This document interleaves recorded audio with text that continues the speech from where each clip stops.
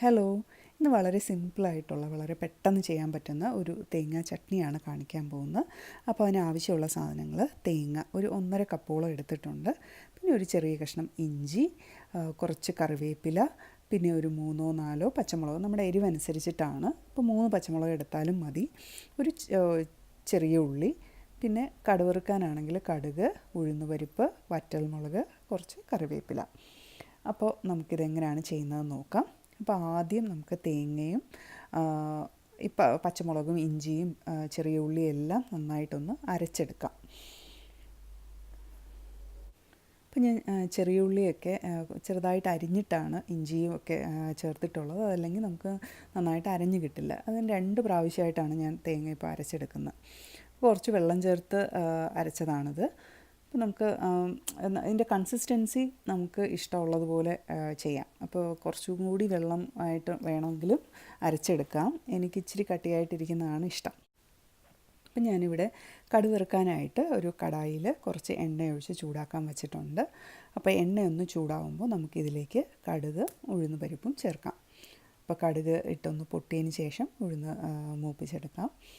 അപ്പോൾ അതിന് ശേഷം വറ്റൽമുളകും കറിവേപ്പിലയൊക്കെ ഇട്ടിട്ട് നമ്മൾ ഈ കടുവറുത്തതിലേക്ക് തേങ്ങ ചേർക്കുകയാണ് ചെയ്യുന്നത്. നമ്മൾ തേങ്ങ ഇഞ്ചിയൊക്കെ അരച്ച് വെച്ചിരിക്കുന്നത്. ഇപ്പോൾ തേങ്ങ ചേർത്ത് കഴിഞ്ഞാൽ നമ്മളിത് തിളയ്ക്കാൻ പാടില്ല. കുറച്ചൊന്ന് ചൂടായാൽ മാത്രം മതി.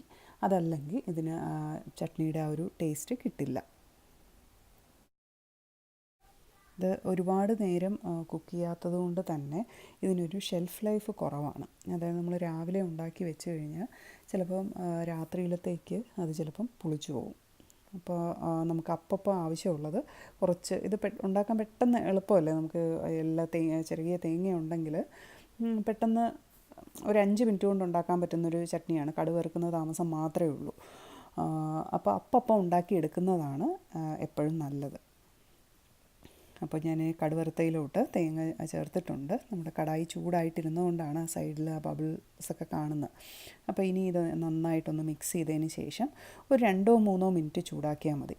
ഓക്കെ, ഇനി നമുക്ക് എല്ലാ ഭാഗവും ഈ ചട്നിയുടെ മൊത്തത്തിലൊന്ന് ചൂടായതിന് ശേഷം നമുക്കിനി തീ അങ്ങ് ഓഫ് ചെയ്തേക്കാം.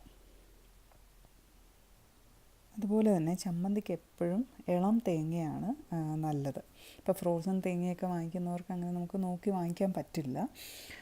അതുപോലെ തന്നെ ഫ്രോസൺ തേങ്ങയാണ് നമ്മൾ ഉപയോഗിക്കുന്നതെങ്കിൽ അത് അരച്ചെടുക്കുന്ന സമയത്ത് ഒരു ഇളം ചൂടുവെള്ളം ഒഴിച്ച് കഴിഞ്ഞാൽ തേങ്ങ നന്നായിട്ട് തന്നെ സ്മൂത്തായിട്ട് അരഞ്ഞ് കിട്ടും. അപ്പോൾ ഞാനിതൊരു സെർവിങ് ഡിഷിലോട്ട് മാറ്റിയിട്ടുണ്ട്. ഇത് ഇഡ്ലിയുടെ കൂടെയും ദോശയുടെ കൂടെയൊക്കെ വളരെ നല്ല ചട്നിയാണ്. എല്ലാവരും ട്രൈ ചെയ്ത് നോക്കണം. Thanks a lot for watching. Bye bye.